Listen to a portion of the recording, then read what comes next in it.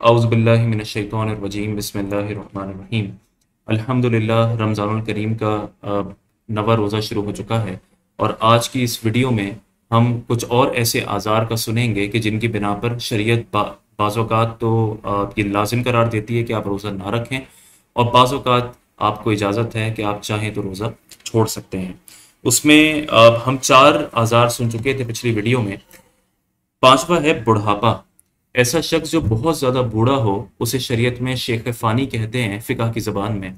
और ये वो शख्स है कि जो बहुत बूढ़ा है और अब रोज़ा रखने पर कादिर नहीं है। तो इससे हमें ये पता चला कि सिर्फ़ कोई उम्र तय नहीं है कि कोई शख्स 70 का हो गया या 75 साल का हो गया तो अब उसे रोज़ा छोड़ने की इजाज़त है, बल्कि ये हर इंडिविजुअल से वेरी करता है कि वो शख्स खुद अपने आप को देखे कि क्या वो इतना बूढ़ा हो चुका है कि अब अगर वो रोज़ा रखता है तो वो शदीद कमज़ोरी में मुब्तला हो जाता है, बहुत ज़्यादा बीमार हो जाता है, हलाकत का खौफ हो जाता है। और वो भी सिर्फ़ ये गुमान या शायद की वजह से नहीं, बल्कि वाक़ई ऐसा हो कि रोज़ा रखा और अब रोज़ा मुकम्मल ही नहीं किया जाता और शदीद ज़ोफ़ तारी हो जाता है या डॉक्टर ने कह दिया।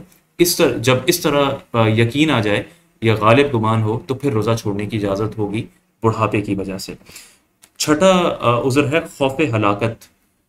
या तो इंसान इस कदर कमज़ोर है कि वो जब रोज़ा रखता है तो उसे ये डर होता है कि शायद मैं मर ही ना जाऊं, या फिर वो जो काम करता है या उसकी रोज़े के दौरान जो मसरूफियत है वो बहुत ही सख्त किस्म की है कि अब वो रोज़ा रख ही नहीं सकता। मसलन एक मजदूर है या एक बाहर फल बेचने वाला है, अब वो बाहर निकलता है तो उसमें शदीद गर्मी और धूप के दिनों में उसके लिए मुमकिन नहीं कि पूरा 15 घंटे का रोज़ा रख सके।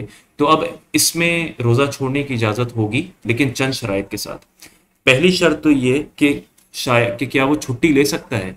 यानी मसलन आप एक ऑफिस वर्क करते हैं और बहुत मुश्किल है, आप बाहर आउटडोर काम करते हैं, लेकिन आपके पास साल में इतनी छुट्टियां होती हैं कि आप रमज़ान में जो है वो छुट्टियां लेकर घर में रहकर रोज़ा रख सकते हैं, तो फिर आप पर छुट्टी लेना लाजिम होगा। या आपका इतना काम है कि अब अगर आप दूसरी चीज़ ये है कि अगर छुट्टी नहीं मिल सकती तो आप उस काम की जगह मुतबादिल काम कर सकते हैं।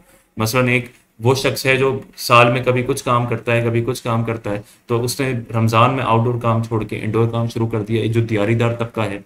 इसी तरह आपके पास फौरी कोई और काम नहीं, लेकिन आपकी आमदनी और आपकी सेविंग्स इतनी है कि आप आराम से अगर कुछ दिन काम ना करें तो आप उन पर गुजारा कर सकते हैं, तो वो उसके लिए भी रोज़ा छोड़ने की इजाज़त नहीं होगी।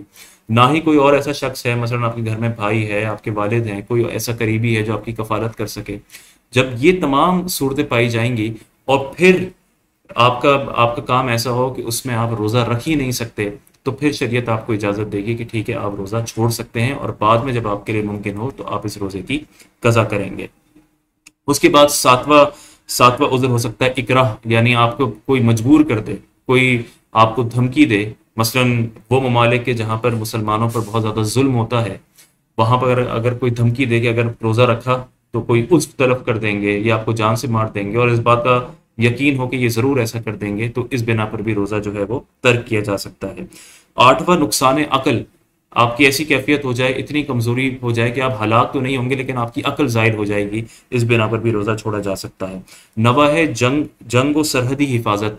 अगर कोई ऐसा फ़ौजी है जो जंग में मशगूल है, अभी जंग चल रही है, या फिर किसी ऐसे मकाम पर उसकी तैनाती है कि जहाँ से कभी भी दुश्मन जो है वो हमला कर सकता है, सरहद में दाखिल हो सकता है, उसके लिए भी इजाज़त है कि वो रोज़ा छोड़ सकता है, क्योंकि रोज़े की हालत में ये मुमकिन है कि वो कमज़ोर पड़ जाए या वो गफलत में मुब्तला हो जाए और उसकी वजह से बहुत भारी नुकसान हो सकता है। और आखिरी उज़र वो है कि जिसमें रोज़ा छोड़ना वाजिब है, वो है हैज़ो निफास। यानी ये जो मखसूस अय्याम हैं या जो बच्चे की पैदाइश के बाद जो खून आता है, अगर ये हो जाए तो अब रोज़ा नहीं रखा जा सकता और बाद में कज़ा करनी होगी। और यहाँ तक कि अगर रोज़े की हालत में है और रोज़े के दौरान अगर हैज़ शुरू हो जाए तो तब भी जो है वो उस दिन का रोज़ा नहीं हुआ और बाद में कज़ा करनी होगी। इंशाल्लाह अगली वीडियो में हम रोज़े की फ़िदिये की तफसील सुनेंगे कि अगर इन आज़ार की वजह से अगर कोई रोज़ा ना रख सके तो कब वो फ़िदिया दे सकता है और कब उस पर दोबारा रमज़ानुल करीम के बाद रोज़ा रखना वाजिब है। अल्लाह ताला से दुआ है कि अल्लाह ताला हमें इन मसाइल को समझने की तौफ़ीक़ अता फ़रमाए। अस्सलाम वालेकुम।